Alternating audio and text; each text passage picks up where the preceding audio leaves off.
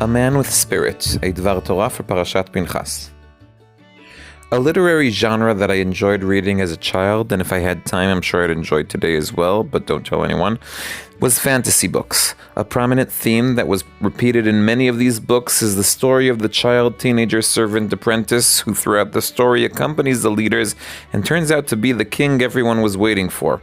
We as readers are shocked only by the fact that it took them so long to figure this out. When I read Moshe's request from Hashem to find him a replacement, this was the first thought that went through my mind. Yehoshua has been your right-hand man for 40 years. He'd played significant leadership roles. He led the war against Amalek, he accompanied you to Mount Sinai and back, and he didn't give in to his colleagues when they badmouthed the Promised Land. Why, Moshe, did you not think of appointing Yehoshua yourself? With this question in mind, I set out to look into Yehoshua's CV and discovered something that Moshe might have noticed as well. In most cases, Yehoshua acts as Moshe's long arm. He doesn't innovate or change anything. He obeys orders. This might be a great feature for a soldier, but it's not what we're looking for in a leader. On the rare occasion that Yehoshua acts before Moshe speaks, Moshe disagrees with the conclusion he reaches. When Moshe ascends from Mount Sinai, Yehoshua hears a noise from the camp and thinks it's a war, while Moshe says it isn't. And when Eldad and Medad prophesize on their own, Yehoshua thinks they should be imprisoned, while Moshe wishes all the people of Hashem were prophets. Finally, when given an important mission of his own, an opportunity to prove his leadership skills while spying out the land of Israel, the expedition itself is a failure, and the more dominant opposition to the rest of the spies is Kalev and not Yehoshua.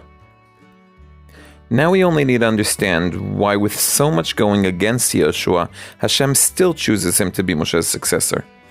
I personally believe that Hashem finds two special qualities in Yehoshua that transcend any perceived inadequacies.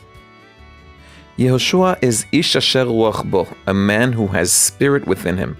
Throughout Tanakh, spirit or spirit of Hashem symbolizes adherence to a task and goal orientation. Examples of this are Kalev, Otniel, Gidon, Yiftach, Shimshon, Shaul, and David on the positive side, and negatively Avimelech and again Shaul.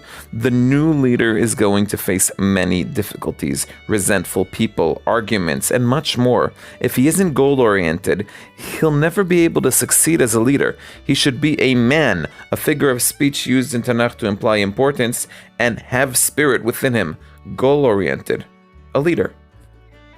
On the other hand, this attribute has dangers. Those who stick to tasks may think that their goal is more important than the people they're leading and trample those who stand in the way of fulfilling their vision. That is why there's a need for another feature, Hu v'kol Yisrael imo, him and all Israel with him. In practice, this is how Yehoshua acts throughout his years of leadership. Yehoshua leads throughout difficult years of conquest, a time when emotions are surging and tumultuous. A phrase that is repeated many times in Yehoshua's wars is, "and all Israel with him." A leader should be led by a vision, should not be afraid of other people's opinions. On the other hand, he must not trample his people either. The goal of the leader is to lead the people, not ignore them. Did you enjoy this video? If so, please subscribe and pass it on to a friend. Maybe they'll enjoy it as well. I'm Dovi Holtz, one who loves Tanakh.